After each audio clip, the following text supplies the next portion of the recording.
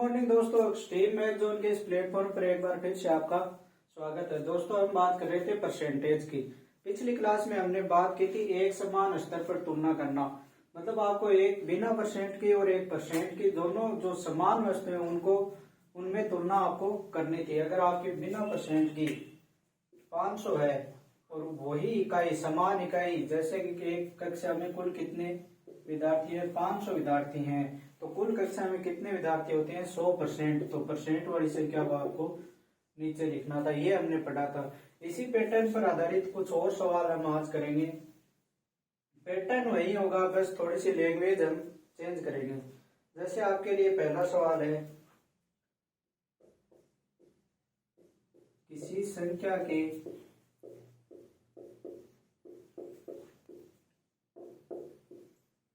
30% में 15 जोड़ने पर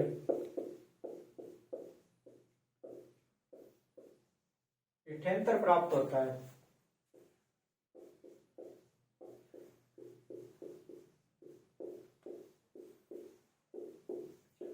तो वह संख्या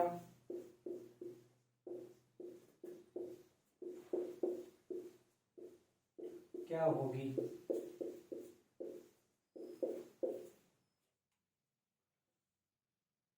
तो दोस्तों, किसी संख्या के 30% में 15 जोड़ने पर 78 प्राप्त होता है, तो वह संख्या क्या होगी?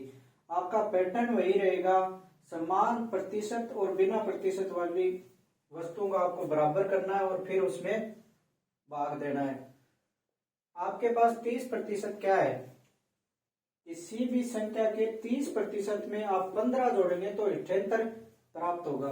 आपको करना क्या है, कोई संख्या है उसका 30% है, उसमें 15 जोड़ेंगे तो कितना प्राप्त होता है, 78।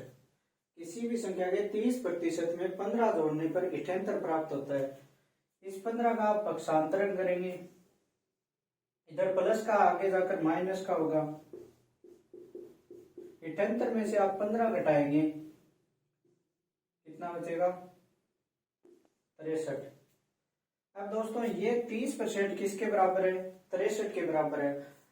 कल जो हम क्वेश्चंस कर रहे थे हम वहीं पहुंच गए कि आपके पास एक बिना परसेंट वाली वस्तु है, एक परसेंट वाली वस्तु, और दोनों क्या है, बराबर है। दोनों क्या है, बराबर। 30% किसके बराबर है, 63 के बराबर। तो आप परसेंट वाली को नीचे लिखेंगे, बिना परसेंट वाली को ऊपर। आपको ज्ञात क्या करना है, आपको ज्ञात करना है संख्या। तो संख्या पूरी अपने आप में कितनी होती है, 100%। तो आप इसको क्या करेंगे, 100 से गुणा, 0 से 0, 3 का इसमें भाग देंगे तो 21 बार, और ये 210। तो किसी संख्या के 30% में अगर आप 15 जोड़ते हैं तो 78 प्राप्त होता है। आपका आंसर कितना होगा, 210। इसको आप सीधा अगर करना चाहें तो इस प्रकार के क्वेश्चन में ज्यादा से ज्यादा आपका चेंजमेंट हो सकता है संख्या का, और यहाँ पर जोड़ने की जगह अगर आपको घटाने के लिए बोला जाए, अगर जोड़ने की जगह घटाने के लिए बोला जाए तो आप क्या करेंगे, तो आप वही प्लस की जगह क्या हो जाएगा, माइनस। अगर आप इसको सीधा करना चाहें तो आपको क्या करना होगा, 30% है उसको ऐसा का ऐसा छोड़ दीजिए। इसके ऊपर आपको क्या लिखना है, 78 जो आपको दिया हुआ है। अगर 15 जोड़ने के लिए कहा जाए तो आपको 78 में से 15 घटाना है। अगर यहाँ पर जोड़ने के लिए बोला जाए तो 78 में से इस संख्या को घटाना है। 78 में से 15 घटाने पर 63 आएगा आपका, गुणा 100। और अगर यहाँ पर घटाने के लिए बोला जाए तो इस संख्या में इसको क्या करना है, जोड़ना है, और जोड़कर वही परसेंट वाली संख्या नीचे और गुणा में 100। जैसे इसी पर आधारित मैं आपको एक और क्वेश्चन दे रहा हूं, बिल्कुल ऐसा ही क्वेश्चन है, सिर्फ किसी संख्या के 40% में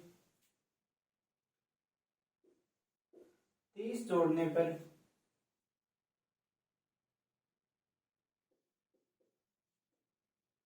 किसी संख्या के 40% में से 30 घटाने पर 74 प्राप्त होता है, 74। तो वह संख्या क्या होगी? दोस्तों वही क्वेश्चन है, बस यहाँ पर जोड़ने के स्थान पर घटाना और संख्या को चेंज किया गया है। बिल्कुल हमें वही पैटर्न करना है। मैंने आपको क्या बताया था कि यहाँ पर आपको जो संख्या दी गई है उसमें से अगर आपको यहाँ घटाने के लिए बोला जाए तो उस संख्या में इसको क्या करना है, जोड़ना है, और अगर यहाँ पर जोड़ने के लिए बोला जाए तो उसमें से इसको घटाना है। तो यहाँ पर आपको घटाने के लिए बोला गया है तो आप 74 में से 30 क्या करेंगे, 74 में 30 जोड़ेंगे। 74 में 30 जोड़ेंगे तो आपका आएगा 104। 104 और परसेंट कितना है 40, तो इसको नीचे और गुणा में 100। 0 से 0, 4 का इसमें भाग देंगे, 4 दूनी 8, 2 24, 6 चौक 24 और 260। आपको करना कुछ नहीं है। अगर यहाँ पर घटाने के लिए बोला जाए तो उसमें जोड़ना है, और यहाँ पर जोड़ने के लिए बोला जाए तो उसमें से घटाना है। अगर इसको अपन बेसिक तरीके से करते तो 40% प्लस 40, किसी संख्या के 40% में से 30 घटाने पर 40% माइनस 30 बराबर कितना प्राप्त होता है, 74। वही आप इसको पक्षांतरण करके आगे ले जाते तो इसमें 30 जुड़ जाता और वही 104 और बट्टा में 40 गुणा 100। करना कुछ नहीं है। अगर यहाँ पर घटाने के लिए बोला गया है तो आपको उसमें इसको जोड़ना है, और यहाँ पर जोड़ने के लिए बोला गया है तो उसमें से घटाना है, और नीचे जो परसेंट दिया गया है उसको लिख करके 100 को से गुणा करना है।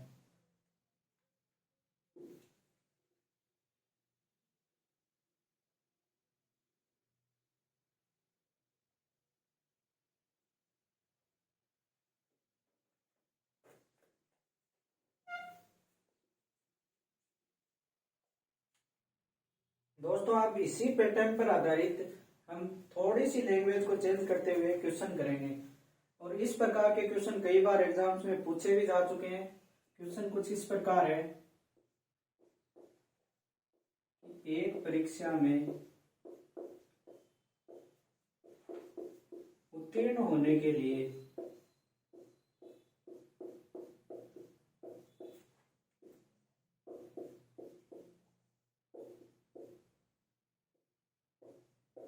छत्तीस % की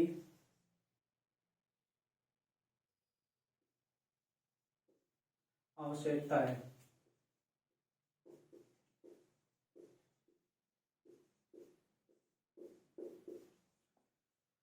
एक परीक्षा में उत्तीर्ण होने के लिए 36% की आवश्यकता है, मतलब एक परीक्षा में उत्तीर्ण होने के लिए आपको 36% लाना आवश्यक है।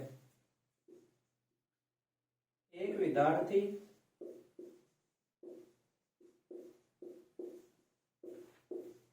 205 अंक लाकर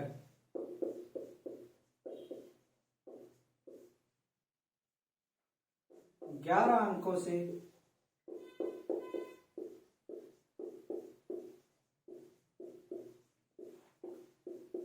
फेल हो जाता है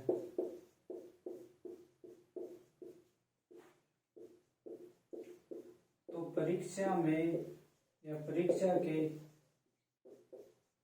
कुल पूर्णांक बताओ।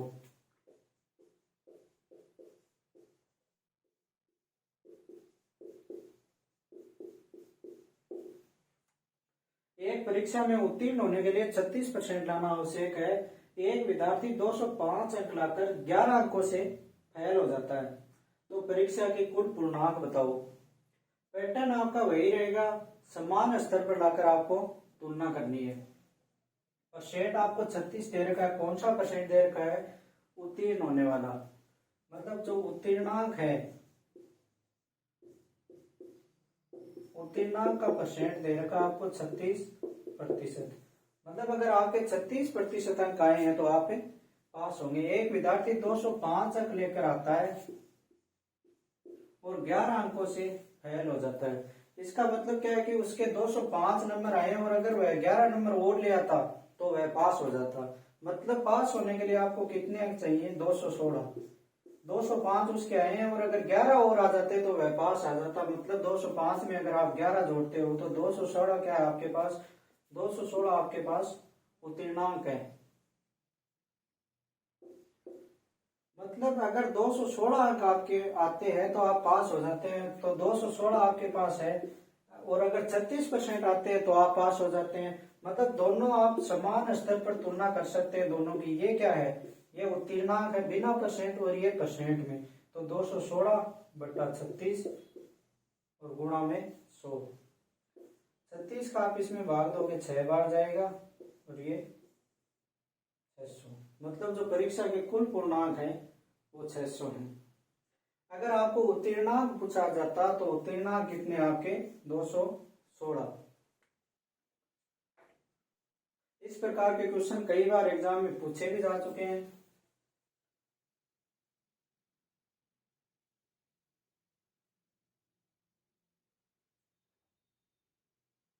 इसी प्रकार का एक और क्वेश्चन मैं आपके सामने लिख रहा हूं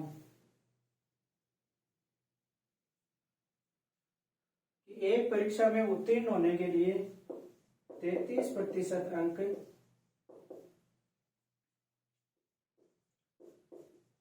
लाना अनिवार्य है।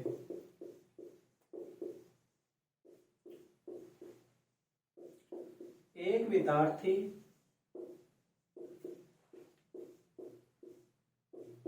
178 अंक लाता है, जो कि उत्तीर्ण होने के लिए आवश्यक अंकों से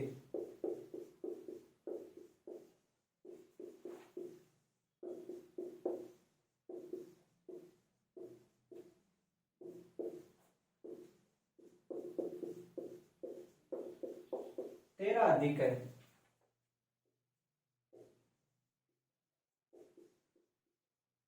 तो परीक्षा के कुल पूर्णांक बताओ।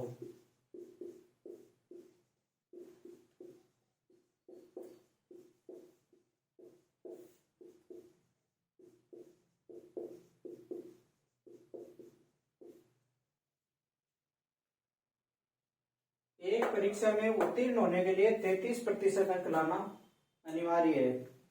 एक विद्यार्थी 178 अंक लाता है, जो कि उत्तीर्ण होने के लिए आवश्यक अंकों से 13 अधिक है। तो परीक्षा के कुल पूर्णांक बताओ। अभी अभी हमने जो क्वेश्चन किया था बिल्कुल वैसा का वैसा क्वेश्चन है। उसमें 36% अंक लाना अनिवार्य था, उसमें 33% अंक लाना अनिवार्य है। उसमें एक विद्यार्थी के 205 नंबर आते थे और वो 11 नंबरों से फेल हो जाता था। इसमें इस विद्यार्थी ने 178 अंक प्राप्त किए, और जो कि पास होने के लिए आवश्यक अंकों से 13 अधिक है। परसेंट में आपको पता है आपको कितने चाहिए, 33% चाहिए। मतलब नीचे हमेशा परसेंट वाली संख्या आती है, तो नीचे 33 आ गई। गुणा में आपको 100 लिखना है क्योंकि कुल पूर्णांक पूछे। अब यहाँ पर आप क्या लिखोगे, यहाँ पर आपके 178 अंक आए हैं, जो पास होने के लिए आवश्यक अंकों से 13 अधिक है।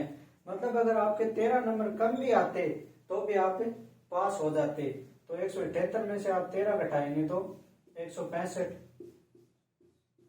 मतलब अगर आपके 165 नंबर आते तो आप पास हो जाते, और 33% अंक लाना आपके लिए अनिवार्य है। इसको आप 3 से काटोगे तो 11, इसको काटोगे तो 5, 5 55, और 11 को इससे काटोगे 5 और 500। तो परीक्षा के कुल पूर्णांक कितने हैं, 500। मतलब आपको इन एक समान स्तर पर इनकी भी तुलना करनी है। आपके पास 33% अंक लाना अनिवार्य था, और नंबर कितने आने आवश्यक है आपके लिए, नंबर आपके लिए 165। अगर आपको पास होना है तो 33% अंक आपके आने चाहिए, और 133% किसके बराबर होगा, 165 के। मतलब पास होने के लिए 165 नंबरों की आपको जरूरत होगी। इसके 178 जो कितने ज्यादा थे, पास होने के लिए आवश्यक अंकों से 13 अधिक थे।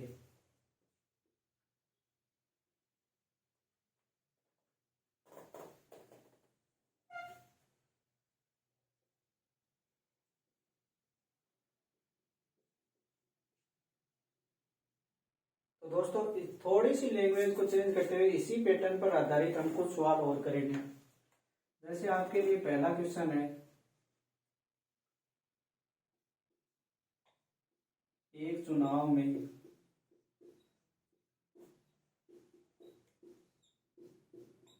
दो उम्मीदवार थे।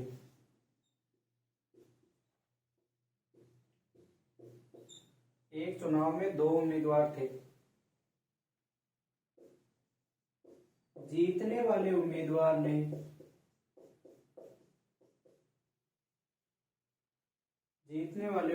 ने कुल मतों का 52% प्राप्त कर 1680 मतों से चुनाव जीत लिया। तो डाले गए कुल मतों की संख्या कितनी होगी?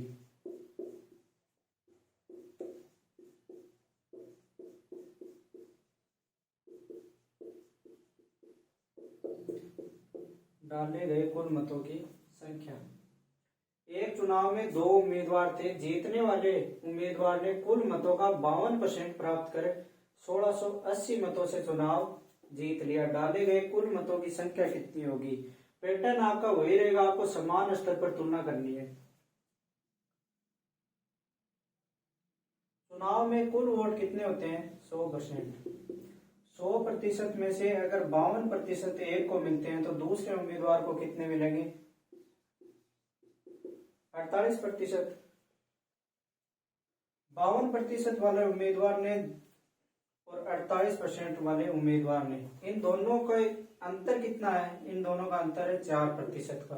क्योंकि हमें क्या दिया हुआ है? हमें अंतर दिया हुआ है 1680। क्योंकि 1680 मतों से इसने चुनाव जीता है। इसने 4% वोट इसने ज्यादा प्राप्त किए हैं और इधर 1680 मतों से इसने चुनाव जीत लिया। 2 उम्मीदवार, अगर एक उम्मीदवार 5000 वोट मिलते हैं और दूसरे उम्मीदवार को 10,000 वोट मिलते हैं तो 5000 वोटों से दूसरा जो उम्मीदवार जीतता है, तो हमने 5000 वोट क्या, उन दोनों का अंतर ही तो था 10,000 माइनस 5000। उसी प्रकार इन दोनों का अंतर अपने पास कितना है? 1680। 1680 मतों से इसने चुनाव जीता है। तो 1680/4 और गुणा में 100। इसमें आप 4 का भाग देते हैं तो 4 2 20, 420 और ये 42,4। आपके कुल वोट कितने हैं? 42,000। तो आपको करना क्या है? आपको एक उम्मीदवार ने 52% प्राप्त किए तो दूसरा कितने प्राप्त करेगा? 48%। क्योंकि आप 100 में से 52 घटाएंगे तो कितना बचता है? 48। और इन दोनों का अंतर कितना होगा? 4%। क्योंकि 4% वोट इसको क्या मिले? ज्यादा मिले। और हमें दिया गया है कि 1680 मतों से इसने चुनाव जीता है, मतलब इससे इसको 1680 वोट ज्यादा मिले हैं। मतलब ये 1680 किसके बराबर होगा? 4% के बराबर। तो 1680/4 और कुल वोट आपको पूछे तो 1680/4 गुणा 100। आप इसको 4 से काटेंगे तो 4 चौक 16 2 0, 420 को इससे गुणा करेंगे तो 42,4। मतलब डाले गए कुल मतों की संख्या कितनी थी? 42,000।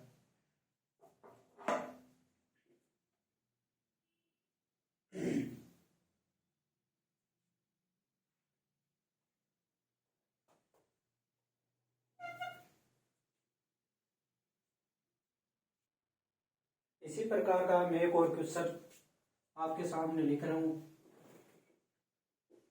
एक चुनाव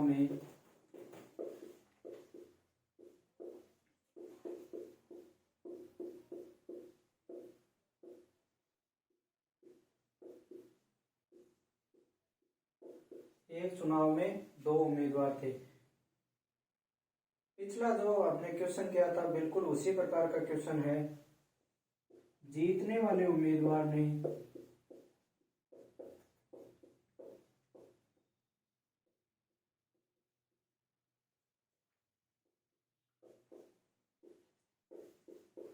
उन मतों का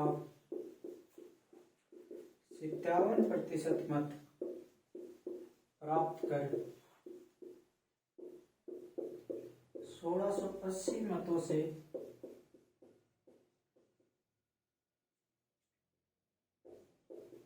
चुनाव जीत लिया।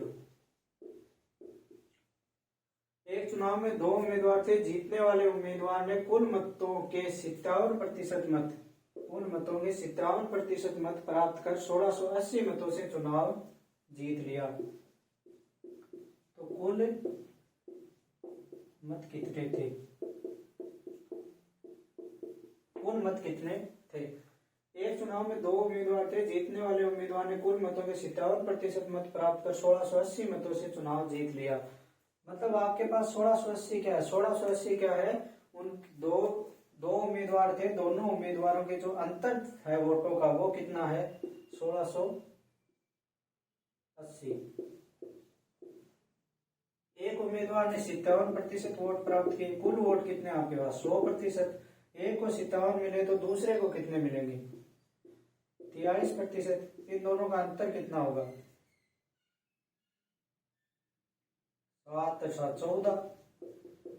14% इन दोनों का क्या होगा? अंतर होगा। और इन दोनों में वोटों का अंतर कितना है? 1680। तो 1680 किसके बराबर है? 14% के। तो 1680/14 और कुल वोट पूछे तो 100। 14 का आप इसमें भाग देंगे। 14 एकम 14, 2 28, 14 दूनी 28, 120 और 2 शून्य 12,000। तो कुल वोट आपके पास कितने हैं? 12,000।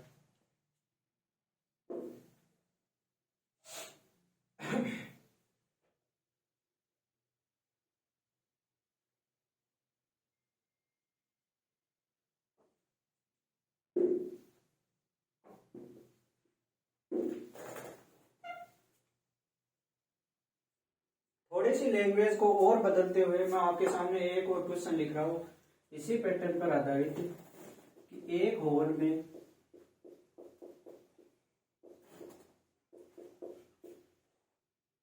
हॉल में बैठा प्रत्येक व्यक्ति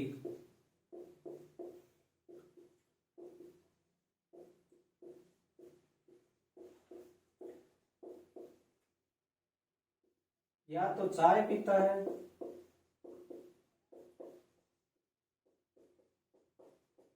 या कॉफी पीता है।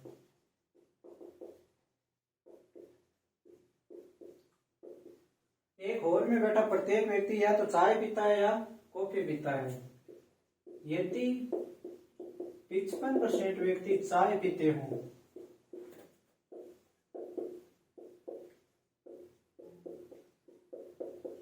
तथा 64% व्यक्ति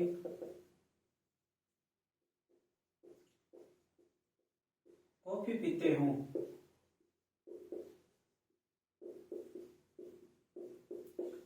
तथा 152 व्यक्ति चाय तथा कॉफी दोनों पीते हों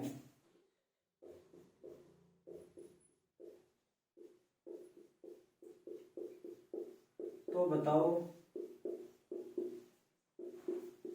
हॉल में कुल कितने व्यक्ति हैं?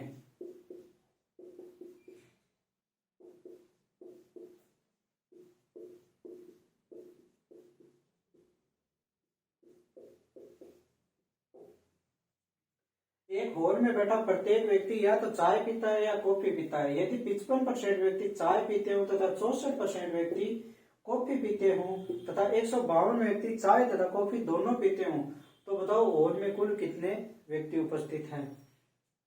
करना क्या है आपको कि एक हॉल में बैठा हुआ प्रत्येक व्यक्ति या तो चाय पीता है या कॉफी पीता है, दोनों या फिर दोनों भी पी सकता है, लेकिन कम से कम चाय या कॉफी इन दोनों में से एक जरूर पीता है। आपको कहा गया कि 55% व्यक्ति हैं वो क्या पीते हैं? चाय पीते हैं। 64% व्यक्ति क्या पीते हैं? कॉफी पीते हैं। व्यक्ति आपके पास 100% से ज्यादा तो हो ही नहीं सकते। इन दोनों को आप जोड़ोगे तो कितना होगा? 9 119। अगर आपके पास 55% व्यक्ति चाय पीते हैं और 64% व्यक्ति क्या पीते हैं? कॉफी पीते हैं। यहाँ अगर आप इन दोनों को जोड़ते हो तो आपके पास आता है 119%। लेकिन 100% से ज्यादा व्यक्ति थोड़ी हो सकते हैं, नहीं हो सकते। तो ये जो ऊपर के 19% है, ये 19% कौन से हैं? ये 19% वो है जो चाय भी पीते हैं और कॉफी भी पीते हैं, दोनों पीते हैं। दोनों पीते हैं वो कितने हैं? 19%। और हमें कितने दे रखे हैं? 152 व्यक्ति चाय तथा कॉफी दोनों पीते हैं। हमें करना क्या है, हमें समान स्तर पर तुलना करनी है। परसेंट वाली को नीचे लिखना है, 152 व्यक्ति है, और गुणा आपको कुल हॉल में व्यक्ति पूछे हैं तो इससे आप गुणा कर दीजिए। इसमें आप भाग देंगे तो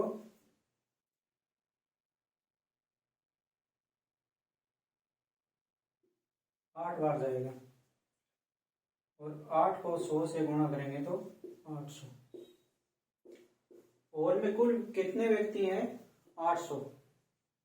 करना क्या आपको, 55% व्यक्ति चाय पीते हैं और 64% व्यक्ति क्या पीते हैं, कॉफी पीते हैं। लेकिन हमारे पास 100% से ज्यादा व्यक्ति तो है ही नहीं। लेकिन अगर हम इन दोनों को जोड़ते हैं तो हमारे पास आता है 119%, मतलब 19% ज्यादा। और ये 19% कौन से हैं, ये 19% वो हैं जो चाय भी पीते हैं और कॉफी भी पीते हैं। तो हमें दोनों की 152 है व्यक्ति, वो चाय और कॉफी दोनों पीते हैं, ये हमें दिया हुआ है। तो हम 152/19, ये 152 किसके बराबर है, 19% के बराबर है। तो 152/19 और कुल व्यक्ति पूछे हैं तो गुणा 100, 152 और गुणा 100 करेंगे तो 800 आंसर आ जाएगा। तो हमने आज की क्लास में कुछ बहुत ही इंपॉर्टेंट क्वेश्चन पढ़े जो कई बार एग्जाम से पूछे भी जा चुके हैं। अगर आपको ये वीडियो पसंद आया हो तो लाइक कीजिए, कमेंट करके हमें बताइए, और चैनल को सब्सक्राइब जरूर करिए और हमारे साथ जुड़े रहिए अगर आपको अपनी मैथ को और भी स्ट्रॉन्ग बनाना है। तो अगली क्लास में फिर मिलेंगे कुछ और हाई लेवल के क्वेश्चंस लेकर। चलिए, गुड बाय, जय हिंद।